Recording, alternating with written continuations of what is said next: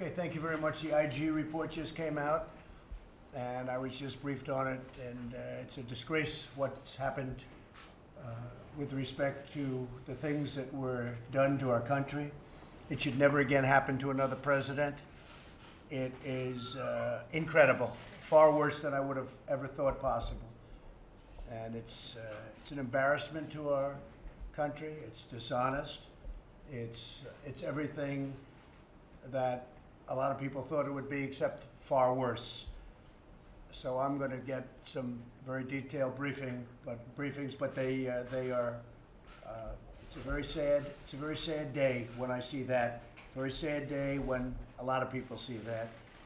They had known nothing. It was concocted.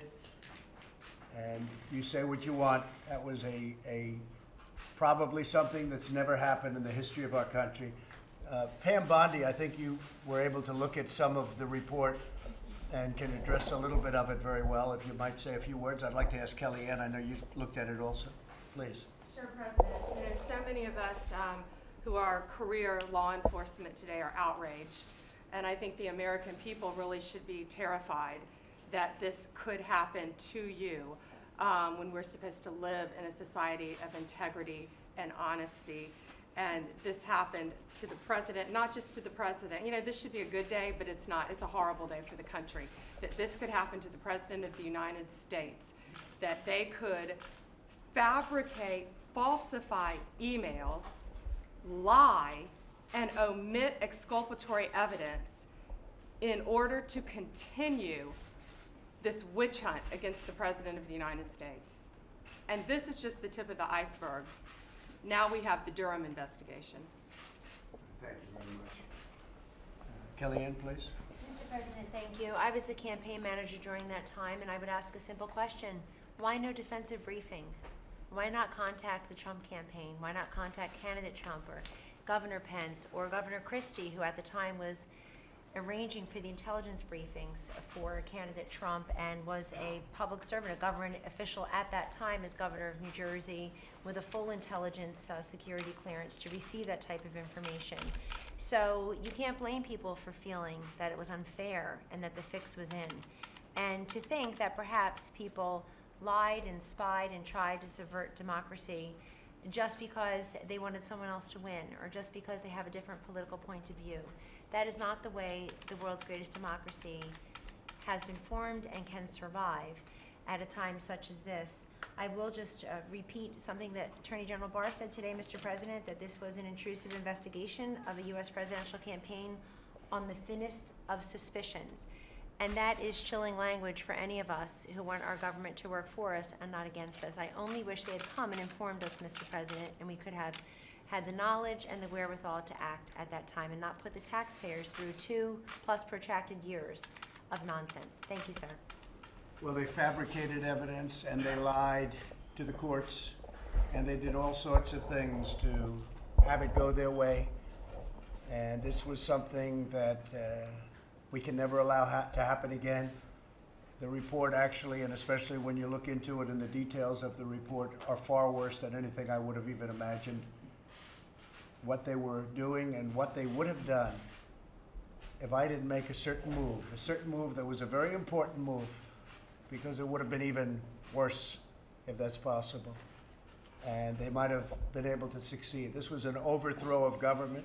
This was an attempted overthrow, and a lot of people were in on it, and they got caught.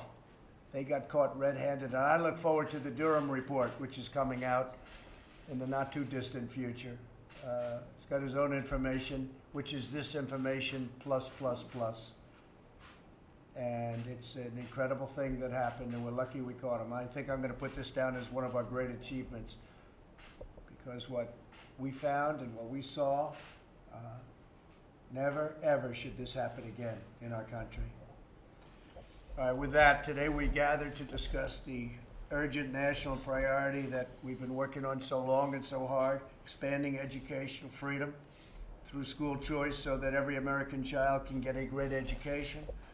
We're grateful to be joined by Vice President Mike Pence, Secretary Betsy DeVos, Senators Ted Cruz and Mike Lee, Representative Bradley Byrne, Florida Governor Ron DeSantis, Texas Lieutenant Governor Dan Patrick, Pennsylvania House Speaker Mike Turzai, Tennessee State Representative John DeBarry, and students, parents, and teachers from across the nation. Some wonderful, brilliant students are with us, and we're going to be having a big session in a little while. As president, I'm fighting every day for the forgotten American. We are looking past criminal justice reform. We got that done. Criminal justice reform, they could have never done it without me. It was done by us. It wasn't done by anybody else. They came to me. They've been trying to get it for many years. President Obama wouldn't do it or couldn't get it done. Maybe that means the same thing.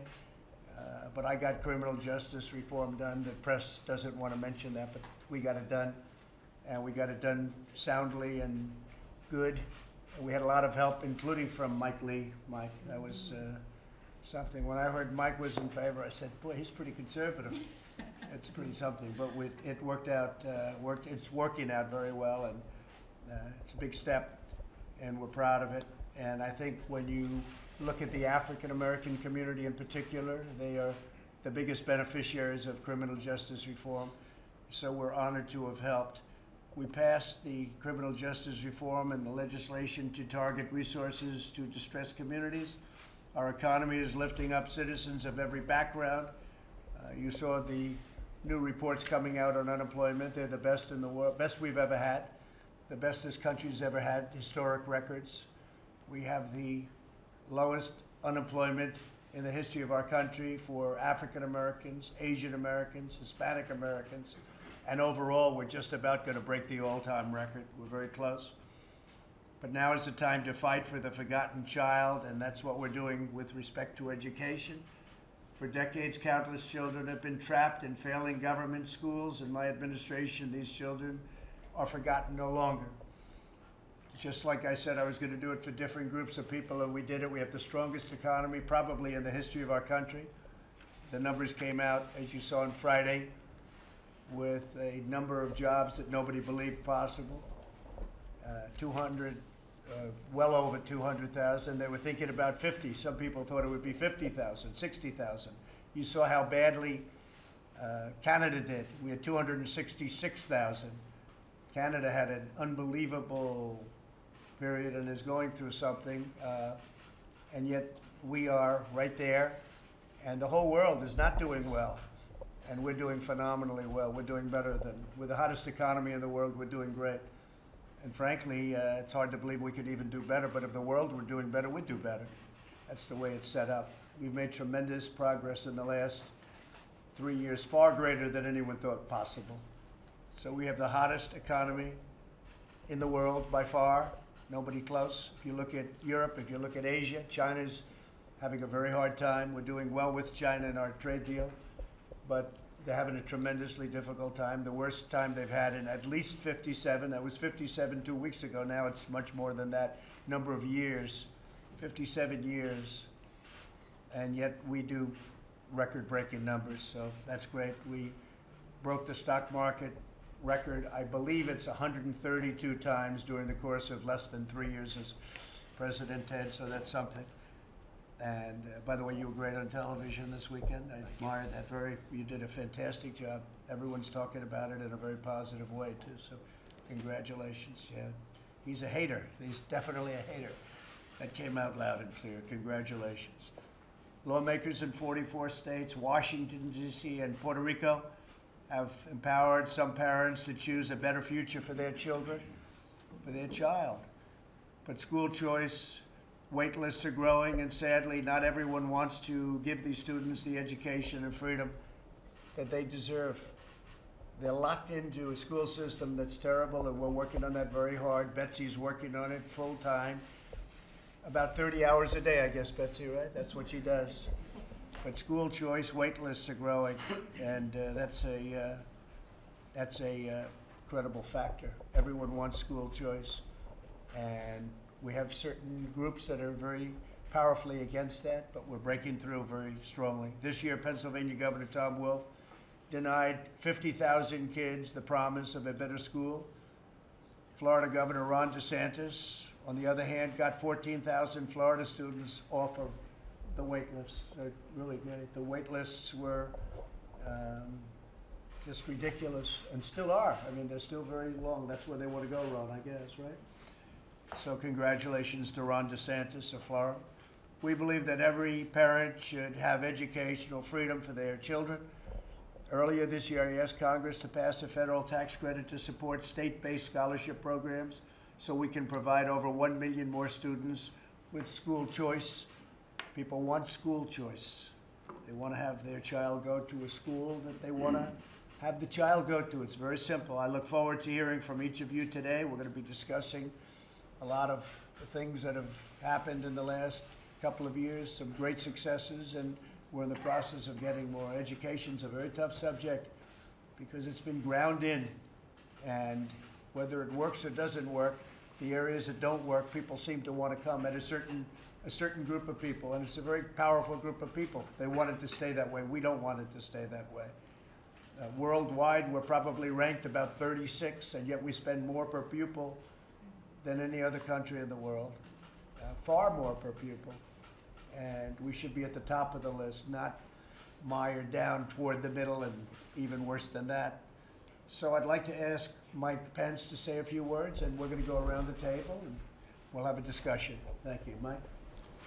Well, thank you, Mr. President. Thank you for your leadership on education. It was one of the very first conversations that we had when you considered me for the position that I now hold.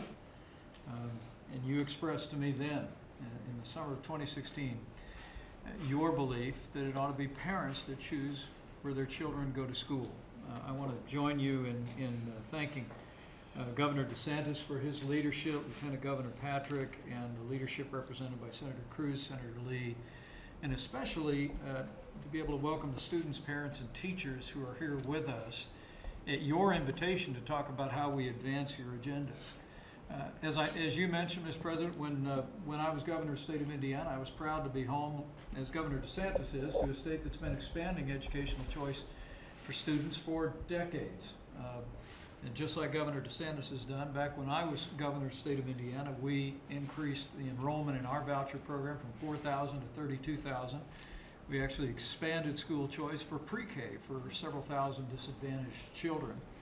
The American people deserve to know that this is a president who's been putting taxpayer resources to work to expand educational choice for disadvantaged families. We already expanded the 521 college savings accounts to let parents use those resources for K-12 education. And Mr. President, participation in the DC voucher program, which has been a historic program that's changed lives, changed our nation's capital, is already up by more than 50%. But today we really look forward to hearing from the Secretary and all of those gathered here about your proposal for a $5 billion education freedom scholarship program, as you said, which would, we believe, expand educational choice opportunities to more than 1 million students around America. We really believe the key to success for any child is a good education, and we believe that parents are best equipped to choose what is the best education for their children. So, Mr. President, again, thank you for your passion for educational choice. I want to thank the Secretary, but most especially, I want to thank the leaders and the parents and the students and the teachers that are gathered here for this important discussion. Very, very good. Thank you very much, Mike. Excellent job. Mike Lee, would you like to say a few words? Sure. To your feelings on education? The Joint Economic Committee, which I chair, is releasing a report tomorrow on educational pluralism. Educational pluralism is a fancy word for a simple concept, which is that we ought to give more people more options in the area of K through 12 public education, and do so rather than having a monopolistic system, one that dictates to parents based on the neighborhood in which they live, where their child may and may not go to school. We can do better as a country by giving parents more options. Families thrive when parents are given options as to where they should send their child to school. Now, ordinarily, these are decisions that have to be made at the state and local level. Most K through 12 public education is. There are a few areas at the margins where the federal government can make a difference. Sometimes it involves lifting federal restrictions, and that's why I appreciate you having this meeting here today, Mr. President. The fact that you're willing to ask questions that haven't been asked in a long time. It's going to open the door for more Americans to get out of poverty and to climb into the middle class. That's what our country is about, and that's why I'm so glad that you're supportive of school choice and educational pluralism. Thank you, Mike, very much. Ted? Mr. President, I want to thank you for your leadership on education, and in particular school choice. You've already signed into law the most significant federal school choice legislation that's ever passed in the history of our country. And that was, the Vice President referred to it, that was expanding College 529 plans so that parents can use them for K through 12 education. I introduced that amendment in the Senate. It was during the tax cut fight. It was 50-50 on the floor of the Senate. And the Vice President came down at 1 in the morning to cast the tie-breaking vote on groundbreaking legislation that made a difference for 50 million kids. This next step, and I've been proud to work with Secretary DeVos. Secretary DeVos is doing an amazing job. She is a courageous and principled education secretary. But I've been proud to work hand in hand with her on legislation that would provide $100 billion in federal tax credits over 10 years for K through 12 education and for workforce development. If and when we pass this, this will be the most significant federal civil rights victory of modern times. This is all about millions of kids, millions of inner city kids, millions of African American kids, millions of Hispanic kids trapped right now, desperate for hope, and giving them scholarships. And it is only the corrupt bureaucracy that is telling them no, and you are fighting, the men and women around this table are fighting to give every one of those kids a shot at the American dream. This is also about adults, about union members, about men and women out of work, giving them workforce development and apprenticeship so that they can get good high-paying jobs and provide for their family. There is nothing on the domestic front that I believe will have a longer-lasting legacy in your presidency than if and when we get this done together. So thank you for that. Thank you. Great job, Ted.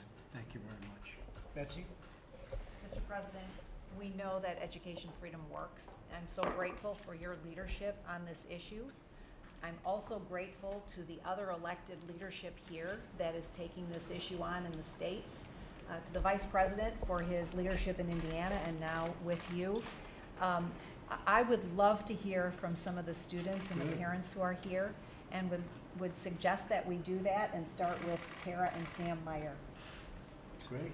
Please. Thank you. Thank you so much, Secretary. Thank you, Mr. President, Mr. Vice President, and all of you elected officials for your support on education freedom.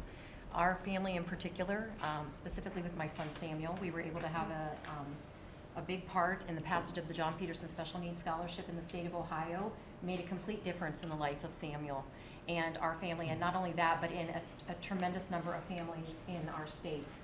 When Samuel was born, I was told not to have any high expectations for his life. And I said, well, that's really something. He's just an infant. I waited to send him to school until his sister could attend with him. And when I got to school, they said, there's no need to be in a rush. Why don't you go home and take a 6.5-hour break? And we have all the way until he graduates to teach him how to read. And I said, that is completely unacceptable. I tried volunteering and trying to get things done, and finally the fight was too big. And I went up and I said, why would you not want to do this? And they said, maybe you should try somewhere else. And so I did. I took that on as a personal challenge. And there were options in the state of Ohio starting to emerge, but there weren't any for children like Sam with special needs. And he was the forgotten child. And I thought, simply because of that need, you know what? He still has a purpose and a hope and a future in our community. And so Sam, being a very motivated individual, we took on that front as a family, and we started lobbying at the state level and got the John Peterson Special Needs Scholarship passed. And Sam was one of the first individuals to take part in that. Right. And it's amazing what was able to happen. We were able to take part in starting a program, a functional learning program in our community, and there are hundreds of students that have benefited. And I just want to say thank you for helping with that fight. Teachers are being held hostage, in my opinion, in the public system by not being able to give the opportunities that they could give with the resources that are available, simply because unions are grasping and holding on tight to those funds. And that was one of my main platforms when I was trying to get things passed for children like Sam, is saying we should be allowed to make those choices. We, the parents, we know the children better than anyone else. And given that opportunity and those resources, we've been able to make a better education.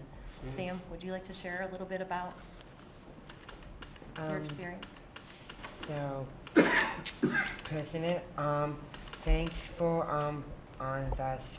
the school choice, and I'm going to ask a question about I am Samuel Myers and I am 25 years old. School choice helped my dreams come true and I have a job in my community. I volunteer and I do things with my friends and family because of the skills I learned. My school helped me learn best. I was to fit in. I made many friends because a part of my community.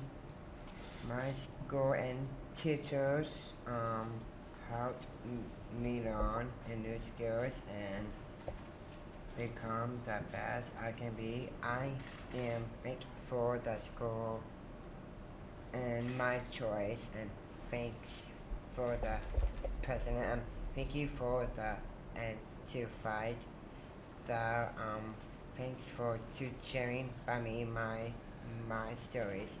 Thank you so much in my heart. Well, I'll tell you what, that was beautifully done and beautifully said.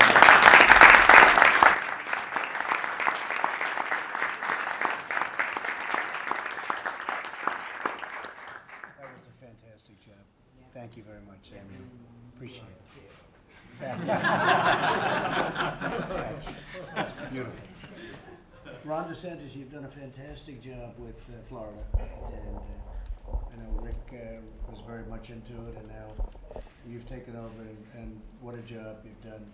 Could you give us a little clue how to get it done on a large basis, very large basis? Sure, and as a newly minted Florida resident, I think you'll appreciate that. I think we are the number one state for school choice. We have almost 120,000 students on scholarship programs for low-income families. We have a tax credit scholarship and then a new family empowerment scholarship that I was able to sign into law. And that is primarily single moms who are working hard, but they just don't have the resources to be able to send their kids to the best fit. It is 70% are African American and Hispanic who are in this. And the demand keeps growing because it's work. But we also have programs, a scholarship program. Almost 30,000 students in Florida are on McKay scholarships, which are for students with disabilities. And then we have almost 12,000 students on, we call them Gardner scholarships. That's for students with special needs, so things like autism. We have 1,000 students on Hope scholarships, which are scholarships that we created for students who are being bullied and are not being treated well in the school that they're zoned for. They have an opportunity to get in a better environment. And we have over 300,000 students in charter schools, which are public schools, but they're just not run by the school district. They're run by other operators. And here's an interesting stat. I just asked my education commissioner to give me something interesting coming up here. If you take all those 300,000 students in Florida, and it's 69% minority, 50+% Title I. But if you take all of those charters and made that its own state for rankings on the nation's report card, the NAEP scores, Florida charters would rank number 5 in the nation on the NAEP scores if they were its own state. So that's pretty significant. And then on our scholarship programs, particularly the need-based, if you're on the program for 4 years or more, you're 40% more likely to graduate from college than somebody who's similarly situated. And so the results have been good there. But I think the thing that gets lost is the results have also been good for our school district. So for example, Miami-Dade County is the #1 performing large school district in the country.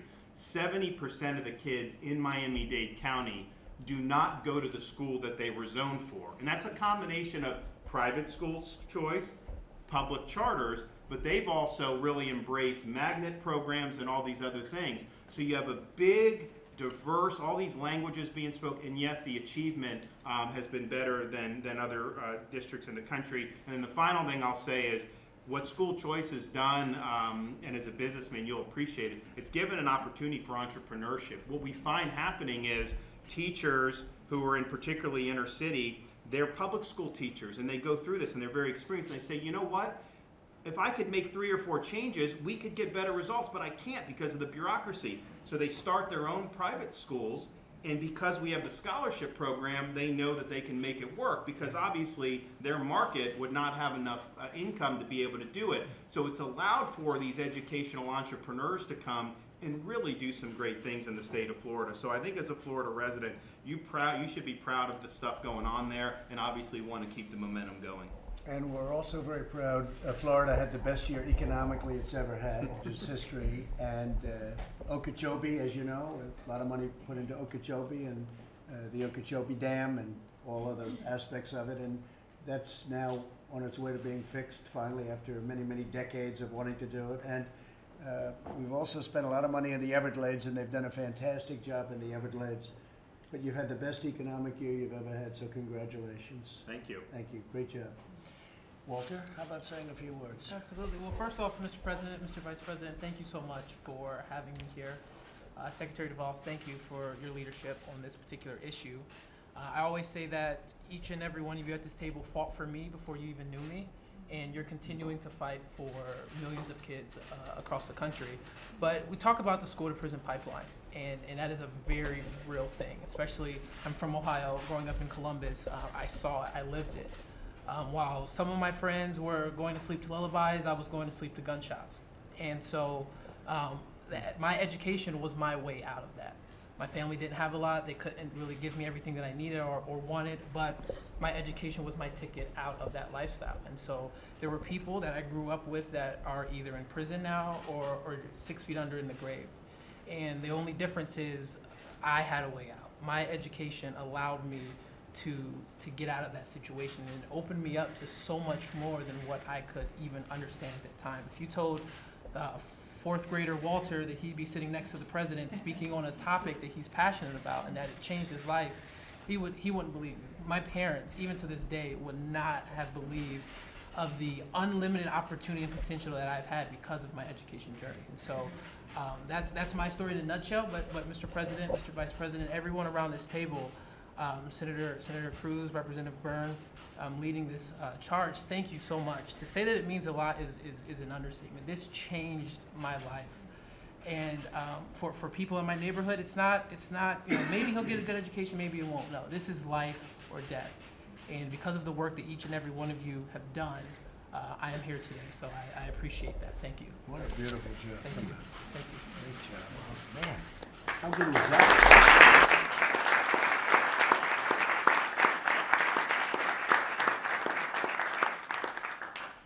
So, Brianna, how about a few words? Sure. My name is Brianna Gilgrace, and so thank you so much for having me here today, Mr. President, Mr. Vice President. Thank you, Secretary DeVos, and everyone around the table for all your advocacy and the work that you've done. Similar to Walter, I would not be here had it not been for the people around this table doing the work that they do. I'm originally from Newark, New Jersey. I'm the product of a charter school, and my charter school literally saved my life and my family. I remember when my mom first told me that I was transferring from my regular district school to a charter school, I was very upset because I didn't want to go to a school and wear a uniform. I did not want to wake up early. I didn't want to do the extra work. I just wanted, basically to just go to school and have fun. And when my mother put me into a school that was intentional in its approach with all of us, it wasn't just about me going to school, it was a school that was created for the community, by the community, to empower the community. And that school literally wrapped its arms around myself, my sisters. My sister went to a charter school, now she's in the Air Force. We're the first people in our family to graduate from college, which has literally changed our life. And just to bring it a little full circle, one of my friends who was originally in charter school with me, who transferred out, she didn't even make it to her 24th birthday. She was swallowed up by our community, and not in a good way, because she didn't have the community in her school to really be there for her. And so I'm so thankful for my charter school and for all the people here who have done the work to allow more charter schools to open and more educational scholarships to be open. Thank you so much. Great story. Thank you very much.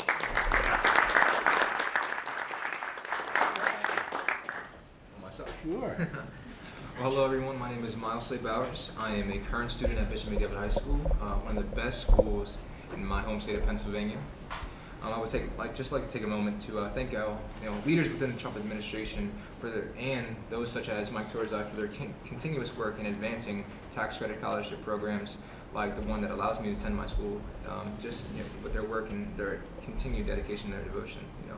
School choice opens up doors that would otherwise be slammed shut.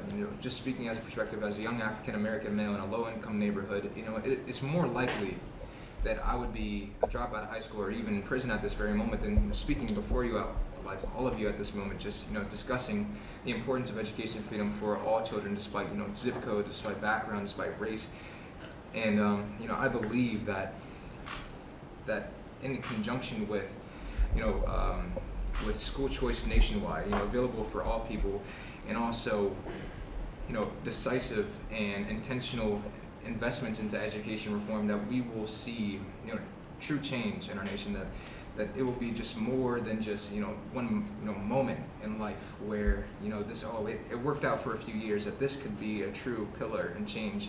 It could be the true foundations and the layering, and I believe that all American children again are deserve a fair chance at education equality. And I just want to really thank you for your time and allowing me to speak.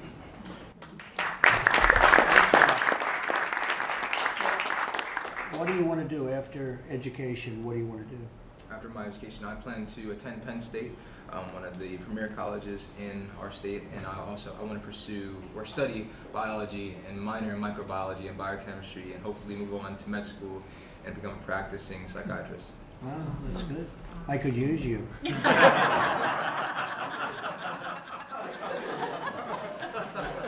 That's great. Great job.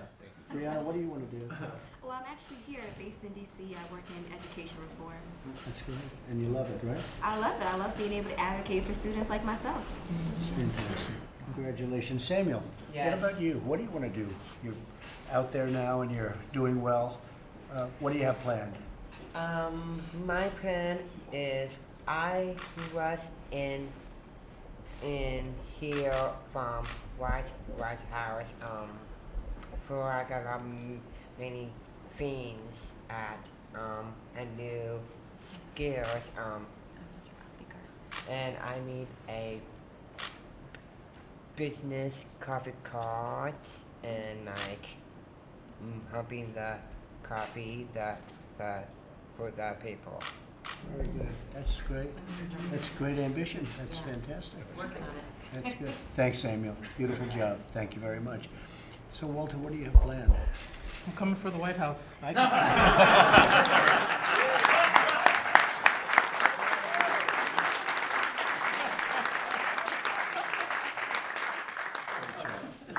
So, Denisha, how are you? I'm doing good. Go ahead. Yeah, well, thank you for having me. Thank you. And it's been long since the joint address, so I'm pleased to be here. And thanks for hearing our stories. This is a very pressing issue, and I thank you for your assertive leadership and the need to ensure that more students have access to success like we have. My name is Denisha Merriweather, and where I come from, I behold depleted buildings, lack of community resources, decadence, and poor public schools. I failed the third grade twice, attending my Duval County public schools. It wasn't until I received the scholarship to attend a private school that my life really changed for the better. Thanks to education freedom, I became the first in my family to receive a high school diploma and then a master's degree. I now exercise school choice for my 17-year-old sister to ensure that she receives a high school diploma. I want to personally thank my own Governor DeSantis for empowering more students in the state of Florida. Thank you.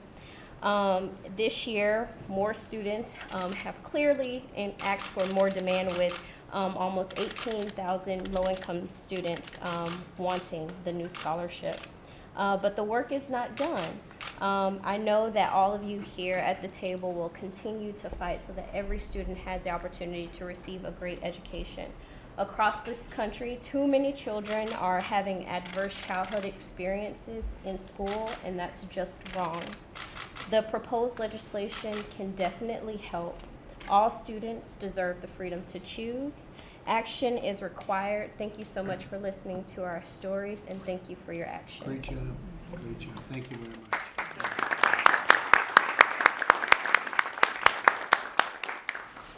And Bradley, how about, you've had a lot of experience in exactly what we're doing. You've seen it all different ways. What do you think? Mr. President, I want to thank you for your courage, because we're all arrayed against some very powerful forces out there. To step out on this like you have, like the Secretary has, means a lot. There are 85 sponsors for this piece of legislation in the House, myself and 84 others, and it's growing, because we're seeing your courage as an example to the rest of us to do the same thing. Now why would we do that? We would do that if you come from a state like Alabama that's new to school choice, unlike Florida. We're just beginning to see it. The Secretary and I got to tour the first charter school in Alabama a year and a half ago. And we met students that this was their last chance. They were high school students, and if this didn't work, they were done. Our newest charter school in Alabama is in Sumter County, a very rural county. This is the first time I'm told that they've had integrated schools in that county in 30 years. Quality brought people together. When I was on the state school board 25 years ago in Alabama, we came up with the failing school list, which I guess every state has. Every year, it's the same schools. And if we lock those parents and their children into those same failing schools year after year, we're going to get terrible results. And the worst part of that, Mr. President, is that you brought all these jobs back to America. Well, it doesn't do these people any good if they don't have the education and skills it takes to fill those jobs. So to realize on your education dream, but your dream for the American economy, we have to do this. So those 85 are just 85 of us today, but with the Secretary's help, we're going to continue to grow that. We're going to get every Republican on this bill and start working on Democrats as well, because this issue shouldn't be a Democrat issue or a Republican issue. It should be an American issue, because in America, we don't take opportunity away from people.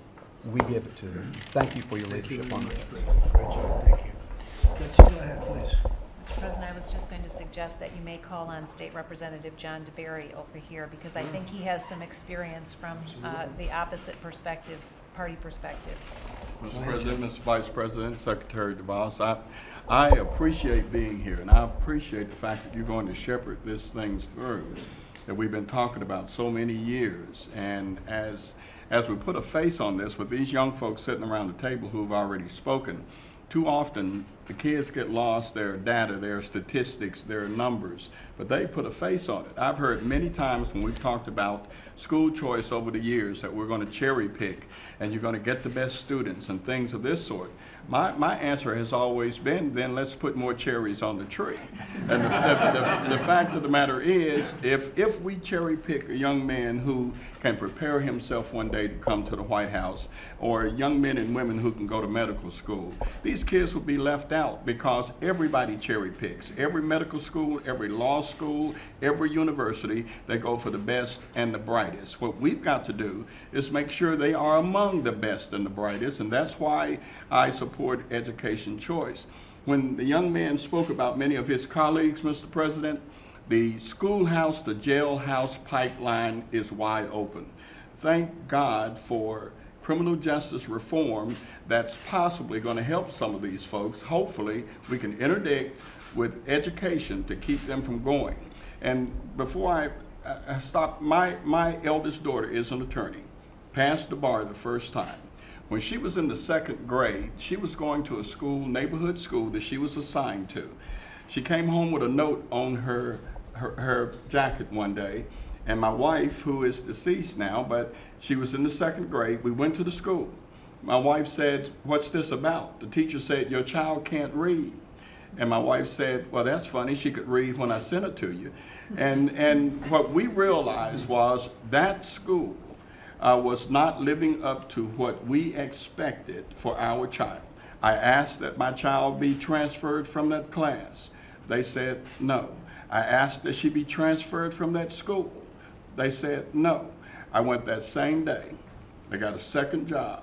I put her in a private school, and we paid tuition because she was my responsibility. Parents want the right to make that choice for their children. They don't want anybody else to make that choice for them. They pay taxes. Many of them are veterans. They've paid for homes. They've worked hard. They just want to say, I want my kid to go to this school because I want them on a par with everybody else. I thank you so much again for what you've done. I hope you will continue until this gets passed. Thank you very much. Appreciate it. Great job. Thank you.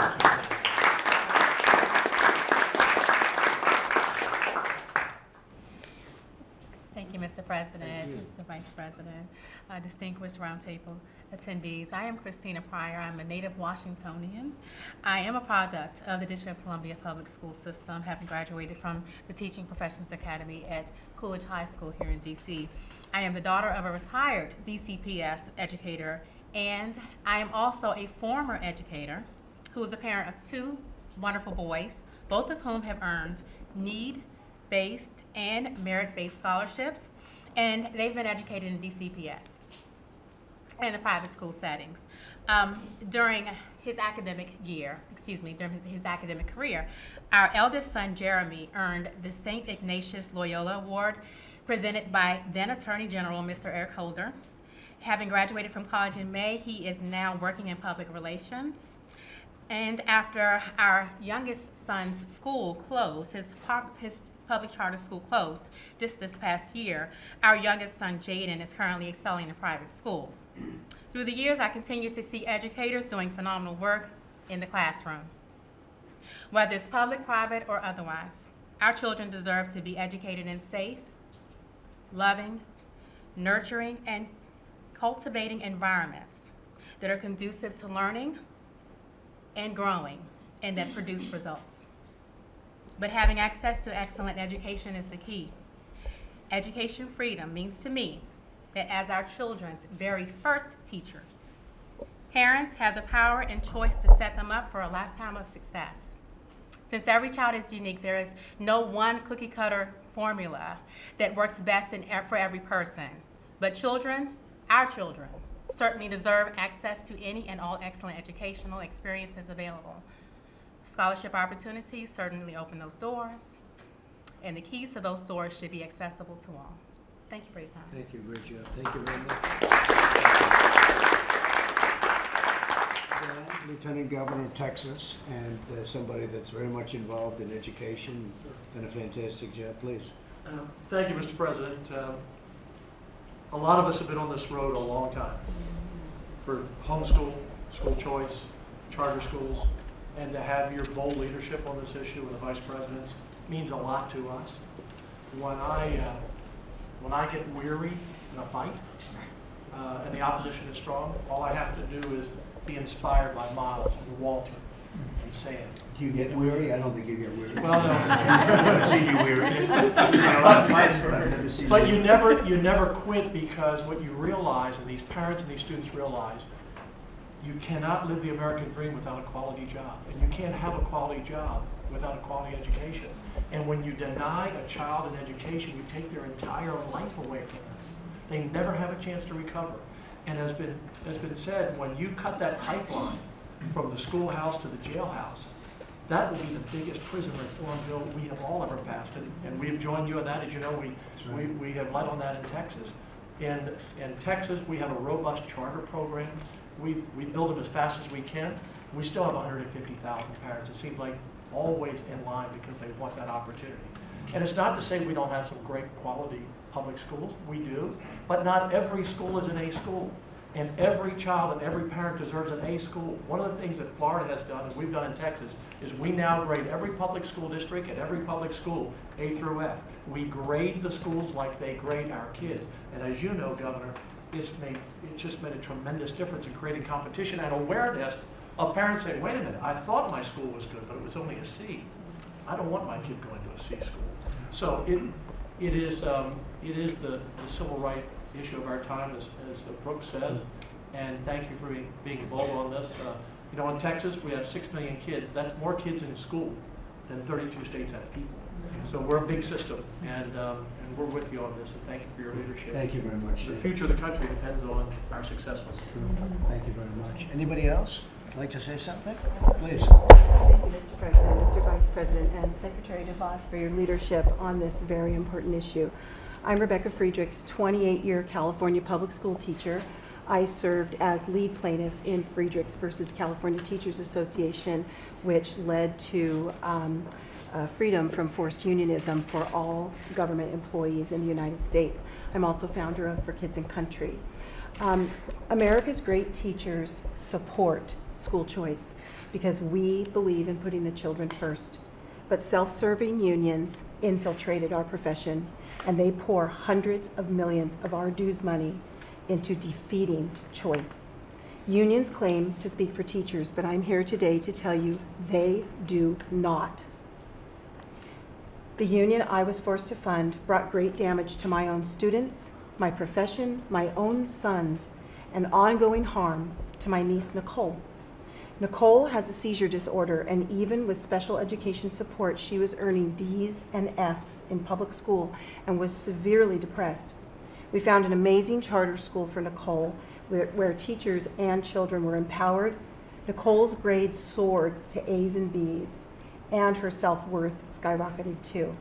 But the status quo closed her high-performing school. Now Nicole is back to D's and F's, and she'll once again tell me this Christmas that she's dumb. And I'll do all I can, again, to tell her that she's brilliant and beautiful. But tragically, she won't believe me, because her report card and the unions get the final word. Well, America's great teachers have had enough. These abuses and thousands more are why we sued CTA and NEA for freedom from forced unionism. The Obama administration and California leadership intervened against us. The unions labeled us the spawns of Satan. But 10 courageous teachers stood in defense of children and our beloved profession. We were poised to win, but Justice Scalia's death led to a tragic deadlock in our case. But we blazed the trail for another case, and thanks to you, President Trump, and your appointment of Justice Gorsuch, all teachers are now freed from forced unionism. Amazingly, we won on my birthday. But unions still have a stronghold. They've harshly bullied great teachers for decades. They've silenced our voices, and they are chasing many great teachers right out of the classroom. So I am here today to give voice to great teachers. America's great teachers believe that parents and teachers must be empowered to work together. All children should receive an outstanding education in a safe school of their family's choice. Unions masquerading as teachers will fight education freedom tooth and nail. You can count on it. But Mr. President, America's great teachers stand with you and Secretary DeVos for education freedom for every student. Thank you. Great story.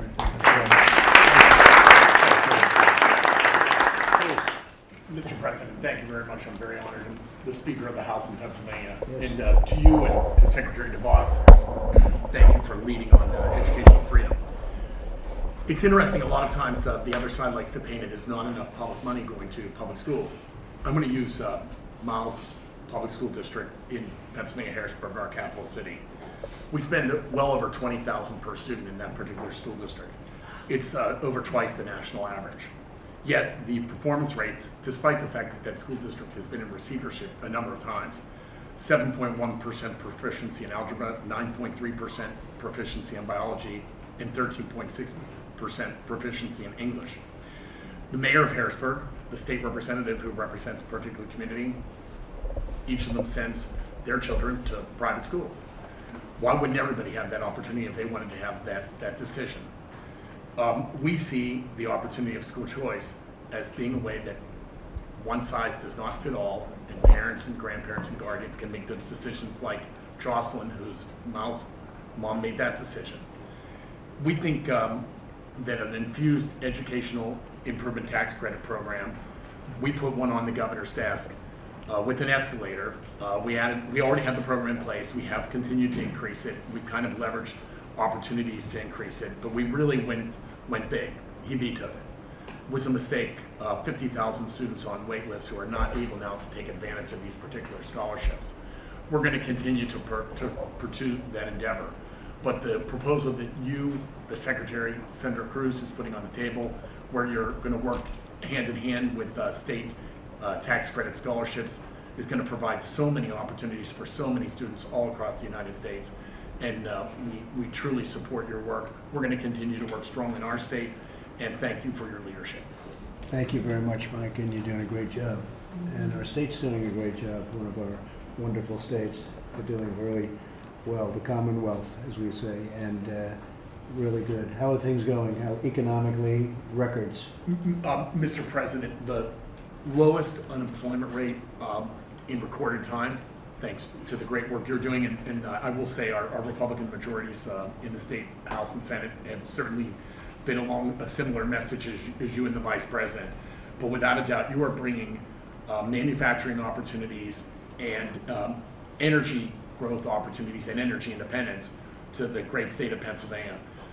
You were down in Beaver County in the western part of the state. Right. 6,500 skilled trades folks are building a petrochemical facility on a brownfield site, and both national and state policy are moving in the right direction.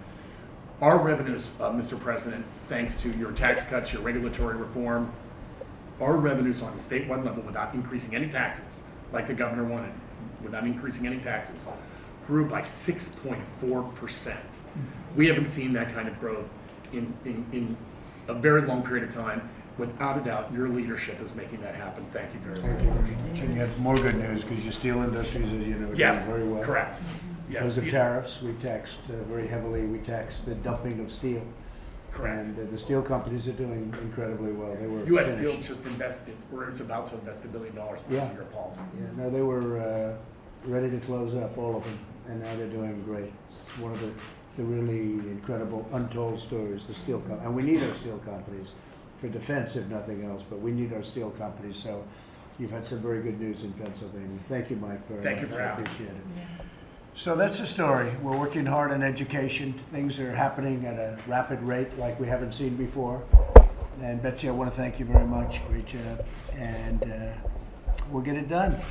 This group will get it done. We have some fantastic representatives here, and you'll knock it out, Bradley. So good luck with everything, okay? Thank you all very much. Thank you. Thank you very much.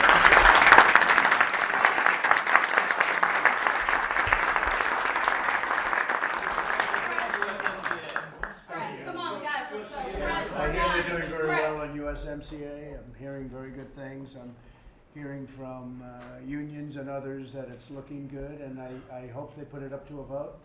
And if they put it up to a vote, it's going to pass. A lot of Democrats want to pass it too, and we look forward to that. But I'm hearing they're doing very well. It's replacing probably the worst trade deal ever made, which was NAFTA.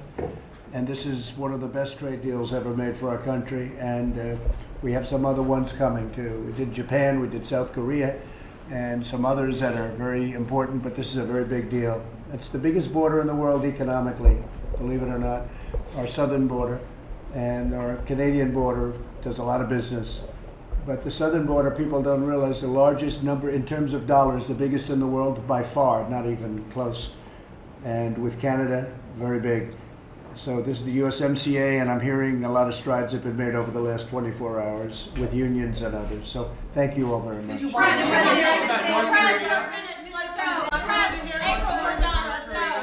did. I watched a little bit, very little. It's a disgrace. It's a disgrace to our country. It's a hoax, and it should never, ever be allowed to happen again. Thank you all very much.